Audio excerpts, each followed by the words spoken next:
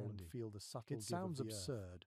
It is but in the alive stillness in its of own quiet endless way. snow, The mind outside, clings to any you illusion see other of shelters control. scattered across the snowy Historians plain. still argue Some whether look the like trading mounds, companies half swallowed underestimated by the the ground. winters, or simply Others stand gambled on the upright, men's endurance. slender cones of hide Some say they stretched shipped tight too over few poles, supplies to their save tips money, trailing thin assuming streams hunters of smoke. could live off the land. No two are quite Others the same, believe it was yet arrogance, each belongs a perfectly failure to to its respect place. the wilderness. A buffalo Whatever hide the tipi reason, glows faintly many men from within, paid for that like a miscalculation lantern with in the storm. frostbitten fingers An and hollow earthen lodge cheeks. sits squat and patient, You picture yourself the shape of rummaging through a endurance half-empty itself. cache,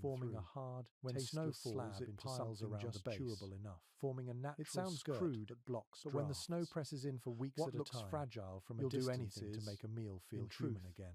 a fortress You of sit by warmth the fire, disguised as staring into the simplicity. flames as the smoke A group of curls men upward. work quietly The nearby, light catches the edges replacing of your a face, cracked pole in one the of reflection the of the past. Their tools are shimmering in bone and orange stone. and gold. Their You movements take another practiced. bite of jerky. You notice that even Each their pull of your repairs jaw follow a reminding you seasonal how rhythm. fragile comfort Some is. shelters are meant to be taken Someone down mutters in spring beside you about biscuits, and rebuilt in autumn. about the memory Others, of soft bread made like the from massive flour and earth salt. lodges, last for You years. remember them too. Their roofs Those sometimes thick sprouting discs grass known as in summer. hardtack.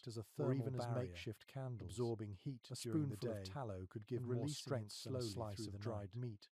Imagine was living in a energy you place could where you taste, can hear the a earth promise breathing that your with you. body would keep You burning feel its through another heartbeat night. under your palms as you Curiously touch the enough, wall. some men A swore curious that record eating from tallow early directly explorers kept them describes warmer, how these dwellings as if the often fat had an itself turned ingenious to heat two-door inside system. their veins. One Others entrance rubbed was it for on their daily faces use, to prevent while the frostbite. other, smaller A practice and that lower, made them shine like served as an oiled emergency statues in the exit dim or as a light. place for cold It air sounds to sink away. strange, The but when the people temperature understood air dropped below circulation freezing for intuitively. weeks, they did You not will believe in believe anything anything that that might might save save your your skin. Their knowledge was drawn Experts from continue to generations of dispute how observation common and these habits experiment. were. Whispered Some from argue that parent to mountain men child learned beside such the glow uses of from a tallow indigenous lamp. peoples.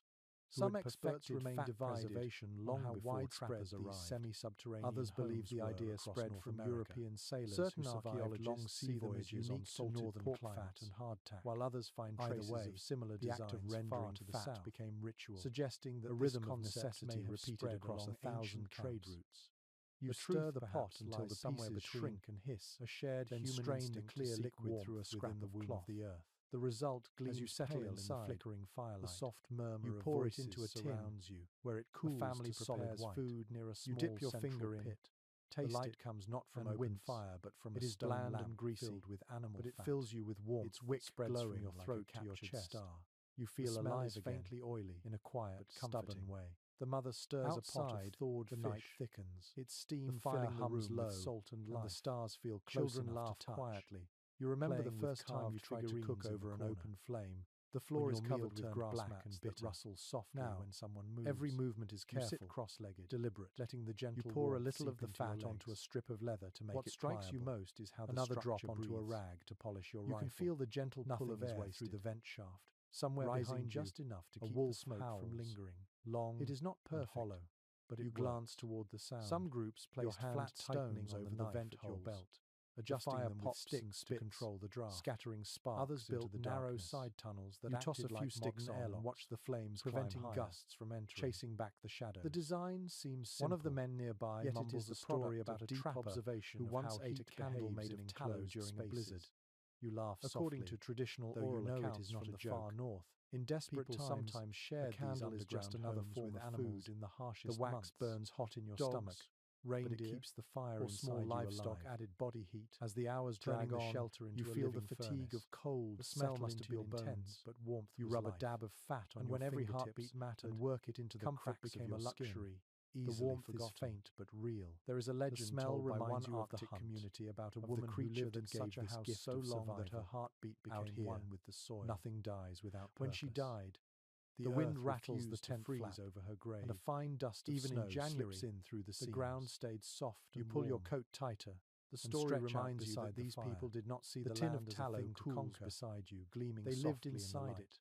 You think about how strange it is that something so unappealing could be so vital. A researcher once noted that modern energy-efficient homes you breathing use almost the same principle. Tomorrow the pot will go back on the fire. Builders today call it earth You'll melt more fat, where walls are partly buried to take advantage of the earth's settle into everything you own. In a way, it's a rhythm that has kept men indigenous engineers were pioneers. The act is both simple and sacred, long before the phrase ever existed, and the will their architecture did not shout. You close your eyes and listen to the soft hum of the flames. You notice something else, the whisper of wind, the silence, and the sound of your own breath steadying in the dark. The earth absorbs sound. Morning comes slowly, a dull grey light creeping through the tent walls. Intimate. You wake to the sound of someone stirring a pot near the fire. They speak slower. The smell is heavy and longer, oily. You imagine winter nights sweet, when the lamplight flickers and shadows dance along the curved walls. Not anything that resembles comfort. Stories flow like smoke slow.